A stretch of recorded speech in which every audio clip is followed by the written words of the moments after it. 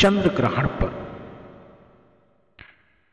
किस चीज का सबसे ज्यादा ध्यान करना चाहिए, क्या प्रभाव पड़ता है चंद्र ग्रहण से मनुष्य के जीवन के ऊपर, मनुष्य के आगे आने वाले घटनाक्रम को किस प्रकार से उसके जीवन में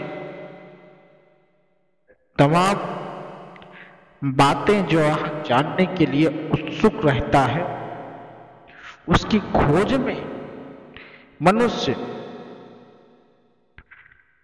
जगह जगह ज्योतिषियों के पास और आदि शंकराचार्यों के पास जाकर अपनी राशि के अनुरूप अपने विषय में जानने की कोशिश करता है।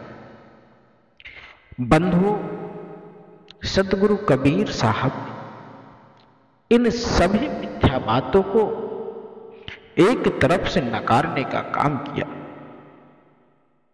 क्योंकि यह जो चंद्र ग्रहण है यह एक खगोलीय घटना है। इसका दुष्प्रभाव भी होता है, क्योंकि प्राकृतिक के नियम के अनुसार जो भी घटनाएं घटित होती हैं उसका अवश्य ही कोई न कोई बात जरूर होती है। और आज के दिन किस प्रकार से पूजा अर्चना की जाए और क्या करें कि जिससे आगे के जीवन में आपको कोई भी परेशानियां ना हो। सबसे पहले तो अपने मन में यह जान लेना चाहिए कि यह जो ग्रहण होता है इसकी जो किरणें होती हैं उसको खुली आंखों से नहीं देखा जाता। अगर कोई व्यक्ति, कोई मनुष्य खुली आंखों से देखता है तो उसके ऊपर उसका दुष्प्रभाव पड़ता है, क्योंकि इसकी जो रेज की किरणें होती हैं, एक्सरे किरणें, एक्सरेज, वह बहुत ही नुकसानदायक होती है। बंधुओं, क्या प्रभाव पड़ता है राशि पर, कैसा जीवन होगा, यह जानने की उत्सुकता उन लोगों को जरूर होती है जो कहीं ना कहीं किसी चीज से ग्रसित रहते हैं। उनको कोई बिजनेस में प्रॉब्लम हो, उनको कोई घर में कोई समस्या हो, वह जरूर यह सब जानने की इच्छा रखते हैं। मैं सदगुरु कबीर साहब के द्वारा जिन बातों को लोगों को जानना चाहिए वह बहुत ही आवश्यक है।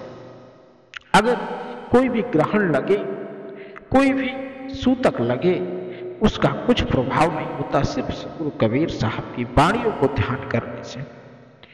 सदगुरु कबीर साहब ने जिन जिन बातों को कहा, अगर वह मनुष्य उस बातों को ध्यान देता है तो वह अवश्य ही तमाम कष्टों से निवारण पाता है।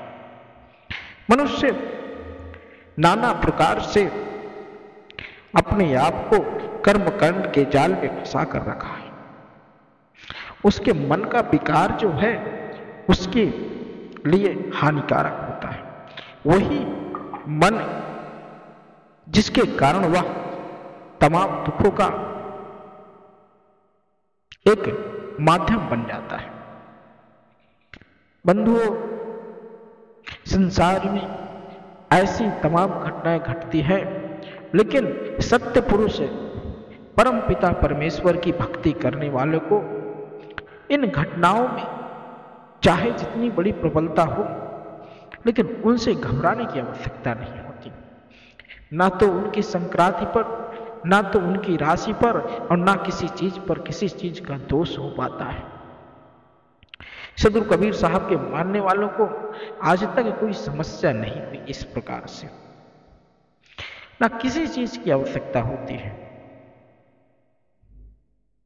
क्योंकि सदगुरु कबीर साहब कहते हैं मन और तन निर्मल रखो, अच्छा भोजन करो, अच्छा व्यवहार करो, जिसके फलस्वरूप तुम्हारे लिए सब कुछ अच्छा होगा।